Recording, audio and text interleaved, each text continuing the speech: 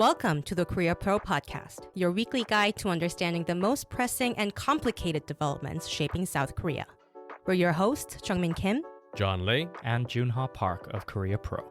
Go beyond headlines as we explain not just what happened, but also what really matters and why it matters. If you monitor South Korea for work or just trying to keep up, you're in the right place. This is the Korea Pro Podcast.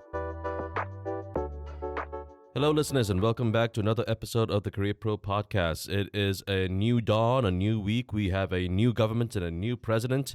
Now, on election night, I was at home very comfortably in my PJs, but Jeongmin, Joon Ha, you guys were at your respective camps. You guys were there to see all of the reactions. You guys were there to capture all of the speeches. Could you walk us through that night? What exactly happened? Not my camp, but I went to the DP situation room and Joon Ha went to the PPP situation room.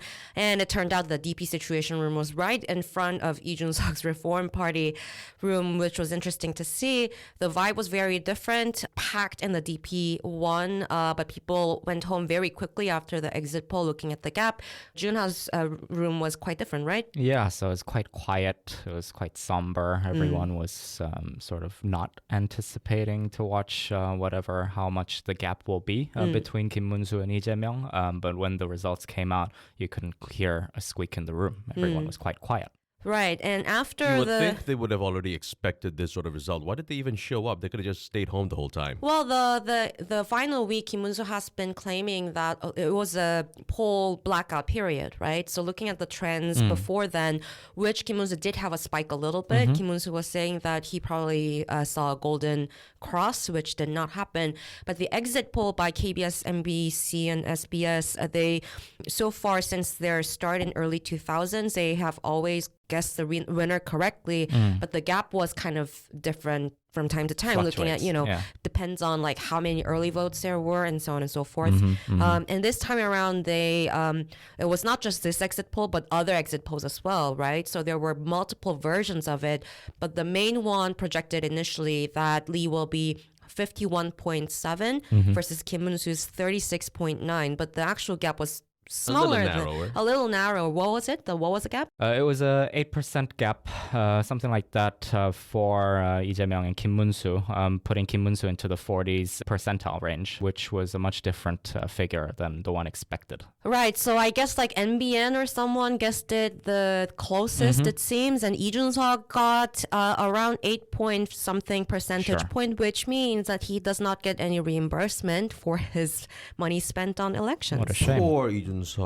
But it's still interesting. We will probably need to discuss this as standalone later. But men in their 20s and 30s, they preferred Lee Jun-seok over Kim Moon-soo, and also very high support among people in their 30s as well. And just overall, like both men and women in 20s and 30s, relatively speaking to other generations, had higher support for Lee. Let's move on to the acceptance speech. So when we were trying to figure out what's happening overnight at the situation room, so we were at the National Assembly, and then there was a whole rally going on since early evening in front of Glad Hotel, in front of the National Assembly.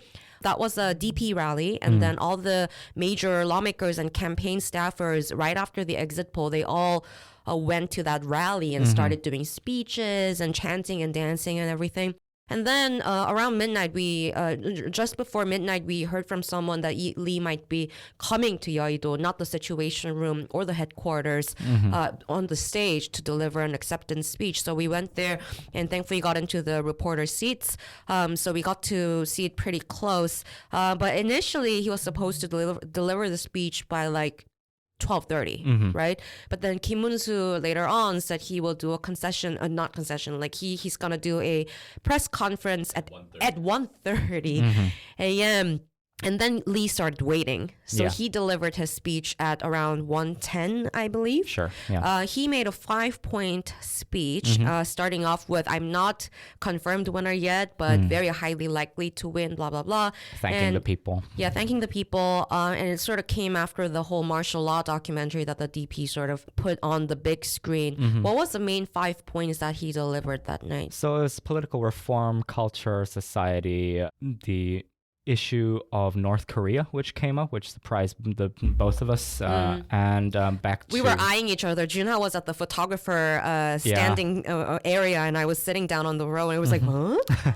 Both turned around at the same time. And then, of course, political reform, once again, just as an end note to end insurrection for all. For context, Lee Jae-myung hardly mentioned North Korea during the campaign. Right. So he did not mention North Korea by name he said Buk, but he did not go for like the full name or anything. But throughout the campaign, he was very much focusing on, U.S. alliance as a backbone of the South Korean defense. And he did not really touch on unification or anything, right? So it sort of was in line with that, the acceptance speech, but it was interesting. Acceptance speech and inauguration speech is very important. They pre-write it, weeks ahead.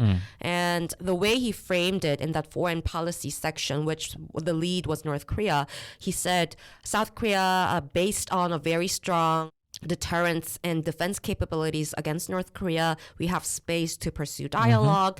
And he did not mention reunification or one people, compatriotism, whatever, but he talked about peaceful coexistence. And he did not really touch on U.S. alliance or anything during the acceptance speech, right? No, he didn't. He touch on it during the inauguration speech? He did indeed. And during the inaugural address that he made the following day, 11 a.m.? Yeah, 11 a.m., right after he did the presidential oath, he mentioned that through a robust U.S.-ROC alliance, along with trilateral cooperation with Japan, they will continue to do so. For North Korea, he mentioned North Korea, I think about 3 or 4 times, where he was talking about how South Korea's current defense spending is more than North Korea's GDP. Like twice as North Korean GDP is what he said, right? Yeah, and South Korea will do sort of a 2-track approach where they will have a robust strengthened deterrence with the ROC-US alliance against North Korean nuclear and military threats or provocations, as he mentioned. He actually used the word provocation. He did, right? And he used 도발, which is the Korean word for provocation. And he went on and said the second part of the 2-track approach, which is engaging in dialogue with the North. Right, so this is interesting because a lot of the deterrence language that he's using right now, including North Korea denuclearization, it sounds like Yoon, but the end goal is kind of different. Like during the conservative administrations, they would use these peg to say that, we have this power, we can deter them, would be the main thing. But now, like, he's playing off this, like, not only just in security aspects, but also like econ biz, like other sectors of the speeches, he is sort of feeding into the sense of national pride. And he's saying, we're strong enough, we don't have to be afraid, we don't have to be afraid of Japan. South Korea. Yeah. So it does track with what he has been saying during the campaigns, but we do have to keep an eye on it. There's no transition committee. So in the morning, 6:21 a.m. Yeah. The commander-in-chief role and the presidency was automatically transferred to Lee Jae-myung, after which he delivered the inauguration speech. And he did a call with the JCS and visited the JCS as well, right? Yeah, so just after they certified his victory on yesterday morning, as you said, he called Admiral Kim Moon-soo, the chairman of the Joint Chiefs of Staff, and during the call, he urged Kim to lead the military in maintaining a thorough state of readiness. All the generic comments the usual stuff. North Korea military sort of preparation, and also praising the armed forces' dedication and loyalty to the people during martial law for their, I guess, 소극적 대응, which means responding passively was, I think, what he mentioned. And then, of course, there were initial first day nominations per usual, following the precedent of what happened during the start of the Moon administration. Right now, we don't see major cabinet minister nominations just yet. It might change when this episode is going live, but we have PM, the Prime Minister nomination, NIS, National Intelligence Service, NSA, the National Security Advisor, and just a couple of more chief of staff. Who is the prime minister nomination? Kim Min-seok. Kim Min-seok. Who's Kim Min-seok? Kim Min-seok is a 4-term lawmaker, and he was also the co-chair of Lee Jae-myung's campaign. So immediately when we saw this name pop up, you could tell, okay, Lee Jae-myung is now rewarding loyalty. And so he's building a team that is going to be answerable strictly to him. Right, and this is interesting because usually, like both conservative and progressives in South Korea, when they win the election, the first nominations go to their comrades, right? The comrades who spent decades together until this win. But there was a bit of an outlier, which was Lee Sung-nak as a national security advisor, one of the highest position in South Korea. Lee actually not is a comrade figure, like he is a DP person right now. Since the Yoon versus Lee 2022 presidential election, but he is not a through and through party man, right? He's not a longtime Lee ally. Right, so who is Lee? Lee Sung-nak is the former ambassador to Russia. He led the six-party talks on the south of South Korea in 2009. That was sort of stunted by the Yeonpyeong-do attacks. And That was a time. Yes, and then moving forward, he became a DP lawmaker going into the Foreign Committee in 2024 April, and now he is the new national security advisor leading some of the discussions with Russia, North Korea, etc., etc. Right, and I've heard from a couple of people that he has been meeting behind the closed doors with diplomatic counterparts as well to explain Lee Jae-myung camp's, now the administration's point of view on multiple foreign relations issue. And he actually made name like during 2022 for fierce debates versus Kim Song-han, who became the NSA later under the Yoon administration. NIS nomination was interesting. It's Lee Jong-seok, who is a former unification minister and an academic. So it sort of goes to the usual progressive administration sort of routine to tap someone to head the NIS for someone who might be able to do backdoor channel diplomacy with North Korea and others as well. And chief of staff. This person is less known compared to the NIS, NSA, and PM. Can you walk us through him? Yeah, so Kang Hun-sik, he's a three-term National Assembly lawmaker. He represents, or he used to represent, Asan, South Chungcheong Province. He held quite a number of senior roles in the National Assembly, especially for the DP. He was floor secretary for the industry committees, and he held the chair of the strategic planning committee within the DP and the chief spokesperson for the DP as well. So he's been a long-time Lee ally. So Lee looks to go for staunch loyalists at the moment. I mean, chief of staff is always a staunch loyalist. We could see that throughout the Yoon administration as well until the very last minute. It's usually a party man coming into the presidential office. And there was a first cabinet meeting under this new administration. Who were in the room and what was discussed, Joon Ha? Yeah, so Lee Jae-myung, he presided over his first cabinet meeting just this morning, and the attendees included the Deputy Prime Minister, Education Minister Lee Ju-ho, along with all the remaining or what's left of the cabinet minister force under the Yoon administration, including the Finance Vice Minister Kim Moon-suk, Trade Minister An Deok-gun, Cho Tae-hyul, the Foreign Minister, and the Unification Minister Kim Min-seok. Right, and just to remind our listeners, this is actually not abnormal because in the first few weeks, especially coming after no transition committee and no cabinet ministers nominated and appointed yet, this is actually quite usual to have the former administration people to actually work alongside the new administration picks for at least a few weeks. And what was reported was it was quite the sort of awkward, let's all get along sort of remarks from Lee Jae-myung. He said, you know the situation in your sectors best. We are representatives entrusted by the people. And I quote, let's try to smile a bit as we go. It may feel awkward, but I ask that you do your best. Right, and there were a few people who tried to resign, but Lee did not take the resignation. Not a bunch. All of them, actually. Lee Ju-ho spoke with Lee Jae-myung the other day and said all the remaining cabinet ministers have expressed their intention to resign en masse. Now, of course, Lee Jae-myung was never going to accept all of their resignations because he needs to have the majority of the cabinet still needs to be there for the State Council to function. And also, they need a handover. They do. And so he accepted the resignation of the Justice Minister. And so the Justice Minister is now, I believe, being taken over by the acting Justice Minister. But besides that, all of the other ministers who were in place since the last days of the Yoon administration are still there. And so when Lee Jae-myung said, hey, let's all get along and smile a bit more, they're not in the mood to smile all that much. Just a few days ago, their new boss was trying to get them all fired and lumping them together as insurrectionists.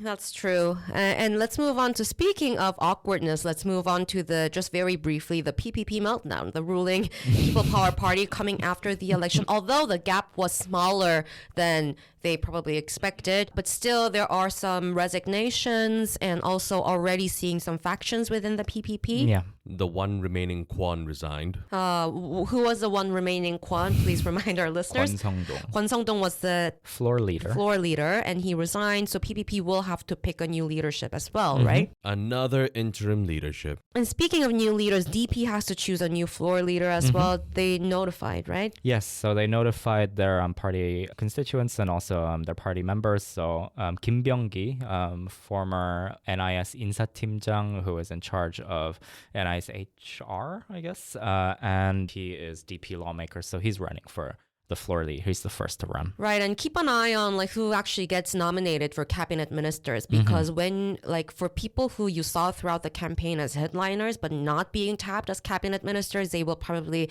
be the stronger voices within the party and remain there as party leadership. Looking to stay informed about South Korea's fast evolving political, business and cultural landscape? Join us on Korea Pro, the go-to resource for in-depth analysis expertly curated by top-tier professionals. And now you can pick the membership level that best suits your needs, thanks to our new subscription packages. Starting at just $199 annually, you can access daily analysis and our weekly podcast. Or try our premium membership package, which offers additional perks such as executive briefings, monthly reports and forecasts, networking receptions and event opportunities, as well as much, much more. To find the best fit for you, just head to signup.koreapro.org and become a member today.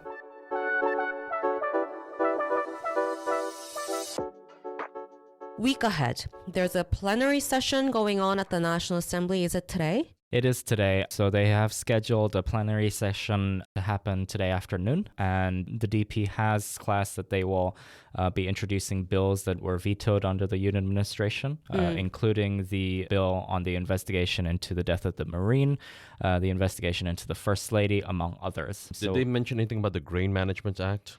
So there was a couple of ruling party or Democratic Party lawmakers who came out and tried to reintroduce this commercial law revision aimed at strengthening shareholder rights. Nothing about the grain just yet. I think Oh Gi-hyung and a couple of members from the Capital Market Task Force, they came out to say that we are honoring the public mandate that was in the election and we're trying to reintroduce that bill. Yeah, there's no news about the Grain Management Act just yet, but the main thing will be the Special Investigation Act, which has been the main bread and butter for the DP. Back and forth, yeah. Yeah, and they really kind of wanted that. I'm not going to say it's a smart move to actually prioritize that when there are so many challenges they have to go into right now. But 상법 개정안, the Commercial Act, is going to be included in the plenary session, and also the Yellow Envelope Act as well, probably. And throughout next week, we will see important cabinet nominations. And just to remind you, aside from the prime minister, the cabinet ministers like foreign minister and education minister, they don't really need the approval and vote from the National Assembly. But regardless, it is usually pretty feisty. During the confirmation hearing, they will pass a report and then send it to the president and the prime minister. If they are approved by the National Assembly, they will be the one that says yes to the appointments that pass the confirmation hearing. And we will keep an eye on them and we will profile important cabinet ministers that we hear about. June 18, this is not next week, next week, but this will be a very important moment for Lee's administration and a good early sign to see what kind of approach and, emotional or not emotional responses to something that is not exactly in favor of the new president. If it is down that road, this is a day that the trial will resume for the Seoul High Court. Seoul High Court will resume the trial about the election law violation that they said Lee is not guilty, but Supreme Court remanded the case back to the lower court in favor of a guilty conviction. And this will be June 18. But throughout next week, because people are expecting this, there will be a lot of legal experts, academics who are talking about whether or not to, interpret the constitutional law to say that Lee is free from this trial or not. The Judicial Committee is going to be a bit busy. Yeah. And all this information will be sent to your email inboxes by Monday at 2 p.m. via the newsletter. So please, if you'd like to know more, subscribe. See you next week. And that's a wrap. Thanks for tuning in. If you want to know more, sign up for our daily executive briefings. We'll brief you on all you need to know from the past 24 hours and why it matters, delivered to your inbox every morning. If you want to stay ahead of the curve, sign up for Korea Pro to get a full package of insights, from daily expert analysis to profiles, month in review, week ahead, and more. And until next time, I'm Jeongmin Kim. I'm Joon Ha Park. And I'm John Lee, and we'll see you next time on the Korea Pro Podcast.